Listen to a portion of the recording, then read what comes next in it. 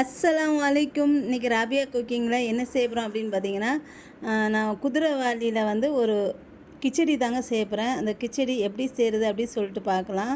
நான் வந்து ஒரு குட்டி கிளாஸுக்கு ஒரு கிளாஸ் வந்து குதிரைவாலி எடுத்திருக்கேன். இந்த மாதிரி ஒரு கிளாஸுக்கு வந்து குதிரைவாலி எடுத்திருக்கேன். இப்போ இதை வந்து லைட்டாக வந்து வறுத்துக்கணும். இதை வந்து ரொம்ப வறுத்துறாதீங்க. இதை வந்து லைட்டாக வந்து வறுத்து எடுத்துக்கணும். இப்போ இந்த கிச்சடி வந்து காய்கறி சேர்த்து செய்யலாம், காய்கறி இல்லாமல் செய்யலாம். இது வந்து ரொம்ப டேஸ்ட்டாக ரொம்பவே நல்லாயிருக்கும். இது உப்புமா மாதிரி கூட செய்யலாம், ரொம்ப டேஸ்ட்டாக இருக்கும். இப்போ இதை வந்து நான் வறுத்தாச்சு. இப்போ இதை வறுத்துட்டு இதை வந்து நல்லா கழுவிட்டு ஒரு 10 நிமிஷம் 15 நிமிஷம் இதை வந்து ஊற வச்சிடுறேன்.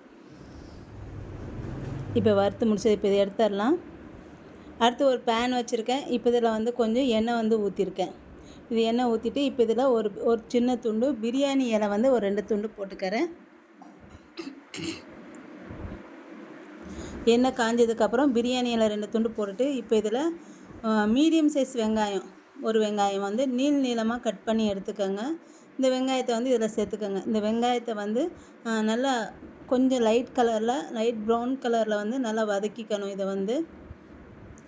இது பிள்ளைங்களுக்கெல்லாம் நல்லா செஞ்சு கொடுத்தா நல்லா சாப்பிடுவாங்க. அந்த மாதிரி காய்கறிலாம் போட்டு செஞ்சு கொடுத்தா சாப்பிடுவாங்க.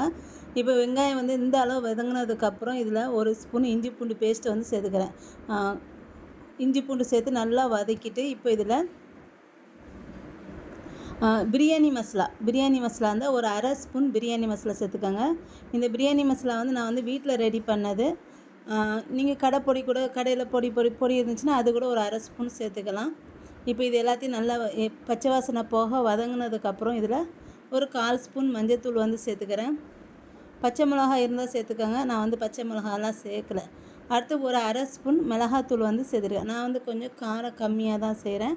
உங்களுக்கு காரம் அதிகமாக வேணால் கொஞ்சம் அதிகமாக சேர்த்து செஞ்சுக்கோங்க. இப்போ மிளகாத்தூளும் சேர்த்ததுக்கப்புறம் இதில் வந்து பீட்ரூட்டும் கேரட்டும் சின்ன சின்னதாட்டும் ஒரு பாதி பீட்ரூட்டும் சின்னதாக ஒரு பாதி கேரட்டு 2ஐயும் பொடியாக நறுக்கி வச்சுட்டு அதையும் சேர்த்துருக்கேன்.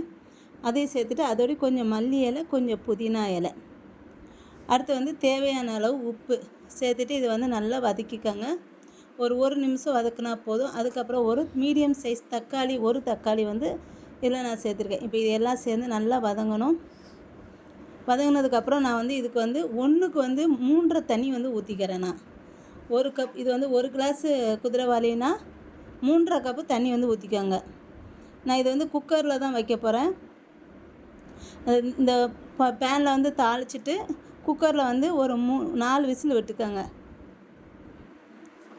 இப்போ தண்ணி ஊற்றியாச்சு. இப்போ தான் வந்து நான் குக்கரில் வந்து மாற்றிக்கிறேன். இப்போ வந்து தண்ணி கொதிச்சதுக்கப்புறம் அந்த குதிரைவாலி ஊற வச்சுருக்கேன் பார்த்தீங்களா, அதை வந்து சேர்த்துக்கிறேன். சேர்த்துட்டு இப்போ குக்கரில் சேர்த்துடலாம்.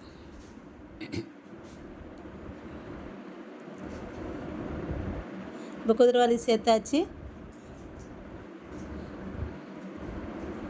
இப்போ ஒரு டைம் இதை கிளறி விட்டுட்டு இதை குக்கரில் வந்து ஏற்றிக்கிறேன். குக்கரில் வந்து 4 விசில் வைங்க. 4 விசில் இல்லைன்னா 3 விசில் விட்டுட்டு ஒரு 5 நிமிஷம் ஃபுல் லோ ஃப்ளேமில் வச்சிடுங்க. இப்போ இதை எடுத்துடலாம். இப்போ இதை எடுத்து பார்க்கலாம் எப்படி இருக்குன்ட்டு. பாருங்கள், கரெக்டாக வந்துருங்க. தண்ணி வந்து கரெக்டாக நல்லா ரொம்ப தண்ணி இல்லாமல் ரொம்ப கெட்டியும் இல்லாமல் இந்த மாதிரி வந்திருக்கு. இந்த மாதிரி நீங்களும் செஞ்சு பாருங்கள். இதே அளவுகளில் செய்யுங்க, ரொம்ப நல்லாயிருக்கும் இது வந்து. இப்போ இதை எடுத்துடலாம்.